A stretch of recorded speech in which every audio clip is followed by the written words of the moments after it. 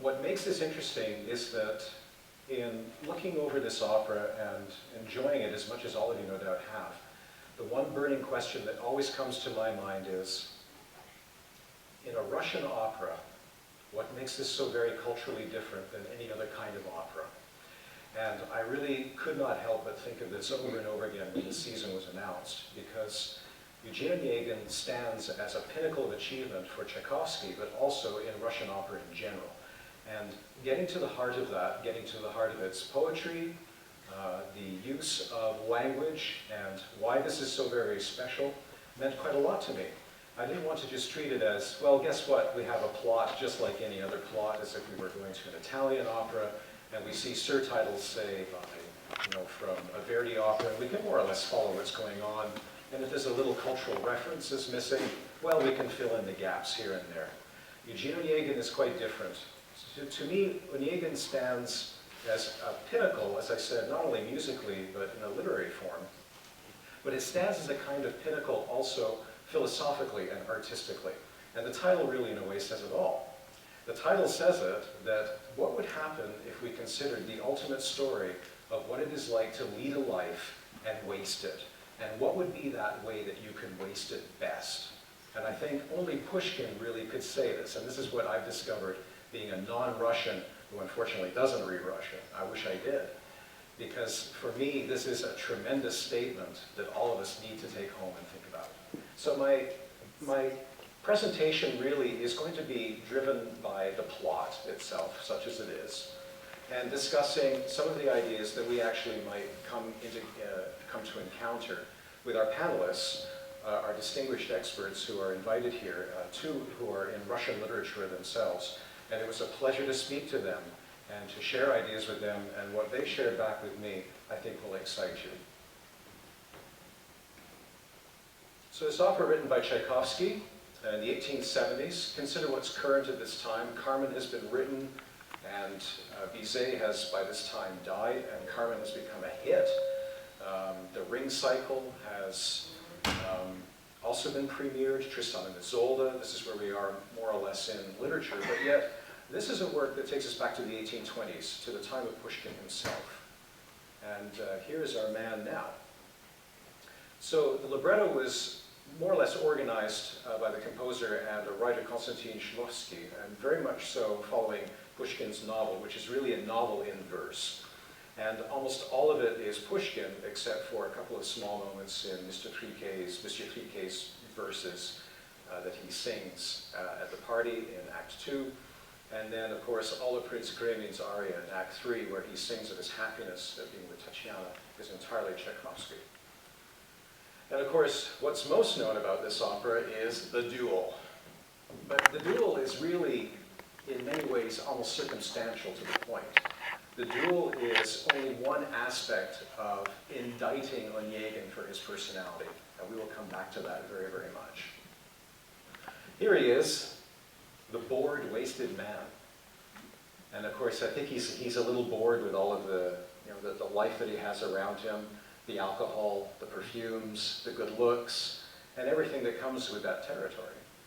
And there are many sort of versions of this, of Onegin the young man, Onegin the hero with sort of the square jaw and the revolver, Onegin the good-looking charmer on the left. And the headless Onegin is my favorite, because it really sort of shows in that sort of decapitated, anti-intellect that he's really living sort of in another world, in another realm, in other aspects or in other considerations of his mythography. But ultimately, Onegin is alone. And I think this Met version, which is now so very famous, how many people here have seen the Met version, like on video? Oh my gosh. Yeah, you really do need to get a hold of this. This is a wonderful production. It doesn't rank according to, how many have actually looked at the website that I put into the listening guides? Okay, so in there, you've got all kinds of wonderful listings of the various Onegins that there are. And the person who actually put that together, was very, very interesting, does not even rank this as one of the top 5 greatest. Yet it's really quite remarkable. It's a terrific production. And we'll come back to talk about that, particularly when I ask Sandra Gajic, who is our president, CEO, more about this production. So why does he end up alone? Well, as you all generally know the premise, she falls in love with him, and she confesses this, he rejects her, and then he goes traveling, comes back, and then realizes that he's in love with her, but by then it's too late, she's moved on, and she's married somebody else. And this is, of course, part and parcel of the leaves, the falling, and the isolation of what makes Onegin truly an outsider from culture, is that he has almost willingly made himself that way. He is almost willingly, of course, finding it repugnant, and in this way he has excised himself from the possibility of finding true love. When he does find true love at the end of the opera, of course it's too late, and of course we all are pretty much familiar with the plot. Let's actually go to a few more details of what this is about. The opera opens with maybe one of the most intriguing openings in opera history, musically speaking. Here we have, out in front, an apparent duet with Larina, who is the first sort of major personage on stage. And we're at her country estate sitting with her nurse, the nurse who has, of course, raised the two sisters, Tatiana and Olga. And at the same time, they're listening to a folk song, duet, sung off stage usually, but it can be actually staged in a variety of different ways. And it seems to zoom in and out of this quartet of very luscious lyrical counterpoint. And what are they singing of? They're singing of sad times, of love gone by, of what it was like to remember falling in love. And already Tchaikovsky, going back even to sort of the fall imagery, and this is really sort of queuing up that this is an almost autumnal piece, that this is going to be about regrets, and it's going to be about what happens when we reach a certain point where we wonder, would that person have been the one?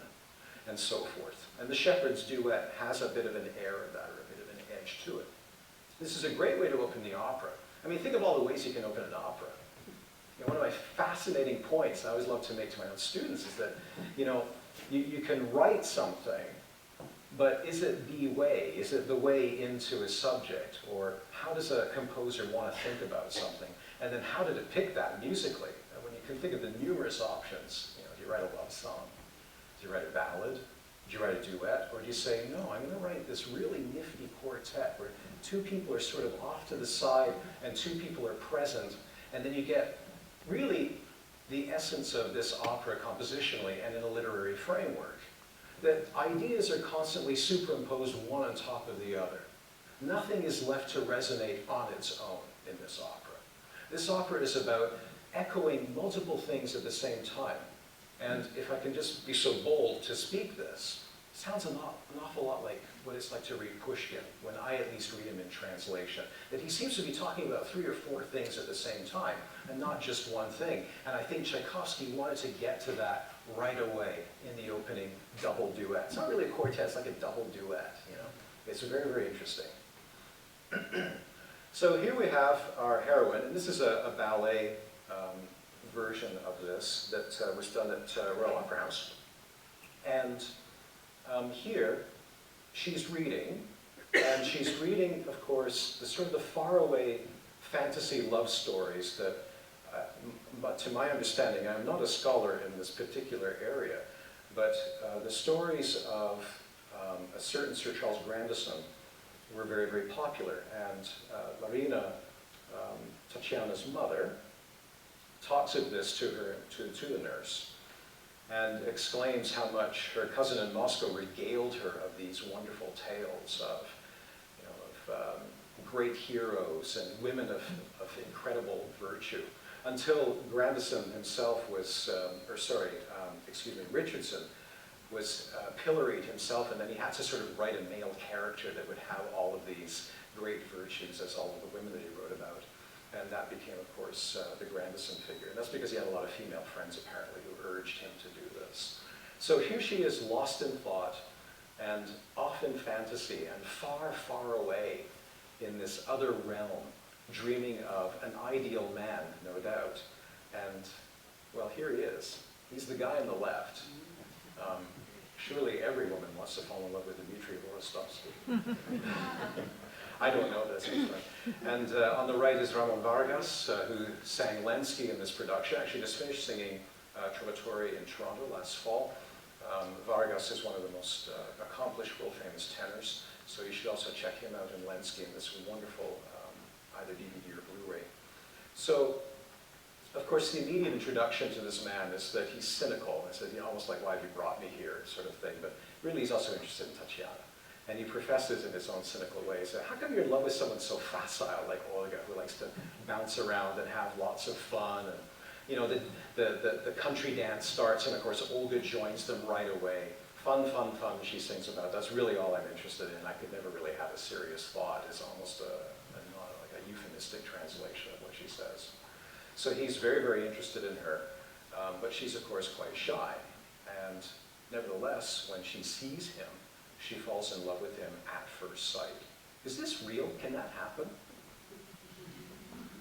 Is it possible to watch a man come through the door and fall in love with him right away? I hope so. I was hoping for this answer. I think it's very real. I mean, you know, you sort of explain this and you have sort of teenage students or undergrads and they kind of look at you like this, you know, and say, it's real. You know, so I mean, this is what I love. I mean, you get questions like, well, this is only music, but what about life? And then, you know, the answer is, music is full of life. That's what it is all the time. Setting these dances, by the way, this is really more properly Act 2 in the Lorena Estate, but another production sets it in a barn, which is not really too far off wrong, I think. Because we're not yet, I mean, these are country gentry, we're not yet to Act 3 in the very, very high society. But there's an interesting slope of ascent. I like the barn motive because really with each act, there's a certain growth in formal behavior. And at each step, I think Onegin distinguishes himself by finding all of it vile, no matter where he is at a social function. He truly is almost misanthropic. And I think this is partly, when we sort of appreciate this about him and the subtlety of his comments, this is really what's going to get him into trouble. But it isn't, of course, only that. It's many other things, and our panel will also talk about what this character is like. And how biographical is it, too, in terms of Pushkin and what he was like?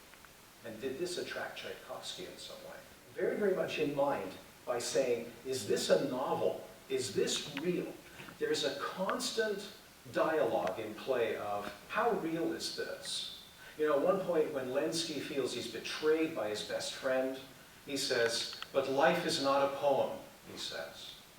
You know, when the four of them are together and they first met, Lenski talks about watching Olga grow up, and she just sort of is, I mean, she's not grounded, she's not an earth element, she's very much an air element. And she just doesn't pay him any sort of real mind at all. And she just kind of floats away while he's saying, you know, I remember when you were growing up and we went off into the woods together and it was wonderful and we went and played. But you know, it's really for him, it's about the intensity of that. And he also wonders if that's something of a dream. So this challenge constantly of, is this something I read about in a novel or in a poem? Or even for Onegin, can I merit this? You know, is sort of what you want to ask yourself, you know, what makes him the man that he is? So the letter scene stands out because this is a real willing documentation. It's not a scribble. It's a long-breathed, planned, remarkable, lyrical ascent. It is a virtuoso piece to write, and it's a virtuoso piece to sing. And there are many, many good letter scene singers in the world out there today. And Renee Fleming, of course, is the soprano of choice on this one as well. If you want a complete jerk of an Onegin, you've got to get this one. This is great. This is Bo Svakus, who's one of my favorite singers really right now today. And he's done everything from this to The Merry Widow. I mean, and everything in between. But if you want to see Onegin the jerk, this is what you want right here. And I believe this is Krasimir Stoyanov. Yes, it is. Krasimir Stoyanov is also on this, as well as the Covent Garden picture frame that I showed you, the double exposure. So that's really quite neat, too, to see her sort of establishing herself in the role of Tatiana. And of course, what makes the letter scene even more supreme as a musical achievement is not just its dramatic flight of fancy, but the fact that it really just, as I say, it ascends to, could this be possible, to oh my goodness, I can't believe that I'm in this state of mind, which always interests me in neuroscience, because I'm always looking for the shift where something happens in the brain and in the body and in the environment, where somehow musically there's been a real hint of instinct, where the composer says, now she's feeling this. Especially when a male composer is trying to simulate what a female lead is thinking. And to me, the greatest person to ever have done that, please disagree with me, is Schubert, in fact, in his songs. But operatically, the first great person to do that was Mozart. And taking cues from that is very, very important to sort of see those subtle shifts. And that's why sometimes Mozart would change meter, such as in the seduction scene with Don Giovanni and Zardina. There's a meter change right away, which shows you things are really picking up now. And in this, we have many, many of these subtle cues that change as there's an ascent up in her reverie to what cannot be called ecstasy, but certainly an incredible, fantastical imagination. And then the balloon pops. He shows up because she gets her nursemaid's grandson to deliver it, so it seems a little removed. Doesn't matter.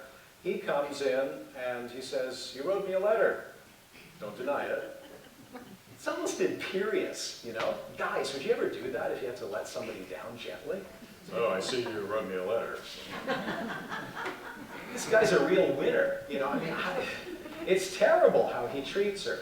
But, you know, he also is keeping in mind, too, he feels he's dealing with a country gentry girl of adolescent fantasy. He knows that she's imbued in these very, very well-written, but, you know, it's almost potboiler novels by Richardson. So, of course, it crushes her, and hence the staging at this moment with Renee Fleming lying in the leaves, which is just about as appropriate as it gets, as the deflation of her, you know, her persona at this point. And then, to make matters worse, he's rejected her more or less kindly. He starts to pull out the sermon. You know, or as they say in The Incredibles, he starts monologuing her. You know, and it's unfortunate because this is really what's going to stick with her, not the rejection. In Act 3, she's going to kind of put that back at him. "Remember when you rejected me on the garden path? And then you just went on this sermon?" The way Bo Svokos does it is almost criminal. You know, and there are a few others too. Mariusz Kwiecień is another one. That's a really, really good version. Oh my gosh, you have to see this one. Right here. Oh yes.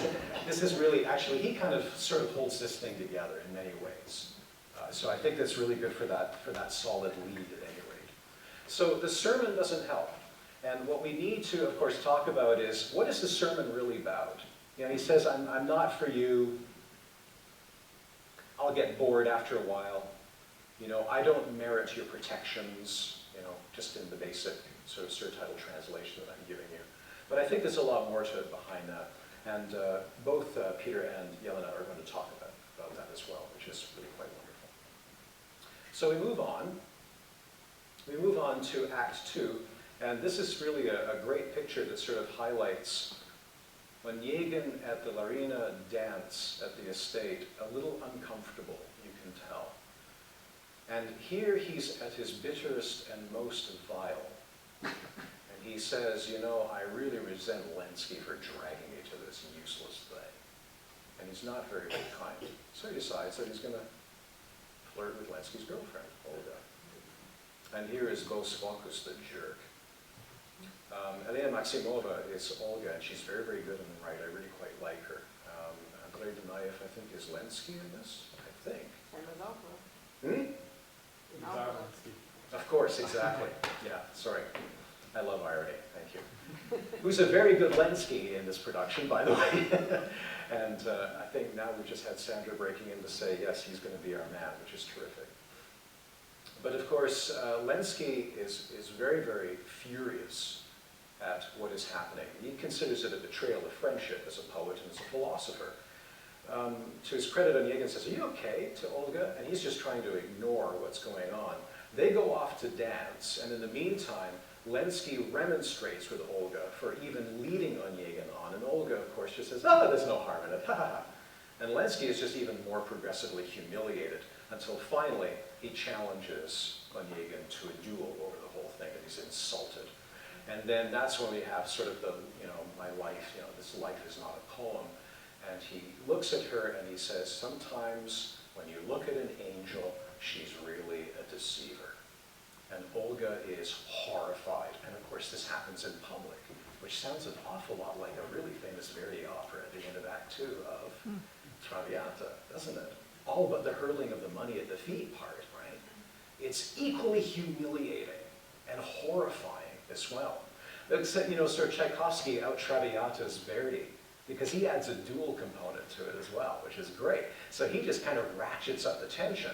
Not only has there been widespread humiliation, but the interesting part is, and this is what I love about this, and I can't wait for Peter and Yelena to talk about this, the dual component in this is not quite maybe what we think it is. I mean, we sort of see it as a commentary on the waste of dueling, but there's something more going on here than that, because actually, almost parenthetically, Onegin says, I've been trifling with his affections. I haven't taken his love of Olga as seriously as I should have, and now I'm regretting it. So why not just stop and de-escalate it right there? What causes this to keep going? Now, we have to ask ourselves these questions. This is very exciting, because we're sitting here in the audience saying, would you two guys just stop it already? But they don't stop it already. What allows this to happen? And that's something that we really, really need to talk about tonight, because of course it's what leads to the undoing of Onegin. It's sort of part 2. And of course, this leads to the very, very famous duel scene, and I probably could have put 100 slides of 100 different angles of 100 different people shooting each other from this opera, because of course it's one of the most classic scenes in history. I'd love to talk about it musically, but I won't. Suffice to say, it's very poignant. Lenski, with trepidation, talking about the autumnal point of his life, and maybe sensing that he might die from this duel. And I don't want to, of course, give away any other biographical ironies, because that's Peter's job to tell you about.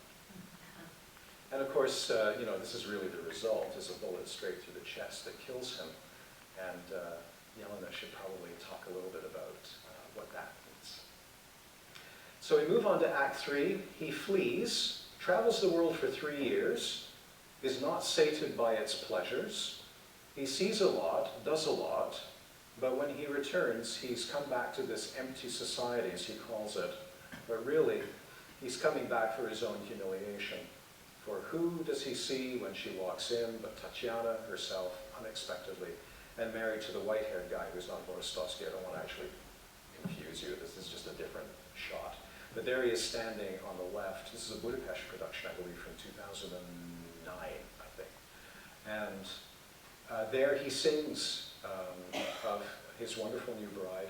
And there are many different ways. You can see sort of the right-angled look that she's been asked to give, not acknowledging him. There are many, many, many, many ways to do this. You can be completely frigid with him. You can sort of have a momentary glance and then a turning away. There's all kinds of ways in which this can be staged. I'm excited. I can't wait to see how they're going to do this, because I don't know. And I try not to ask these questions because I want it to be a surprise, because it will teach me. And I'll find another sort of prismatic view into these personalities and how they deal with these situations, which to me are real life.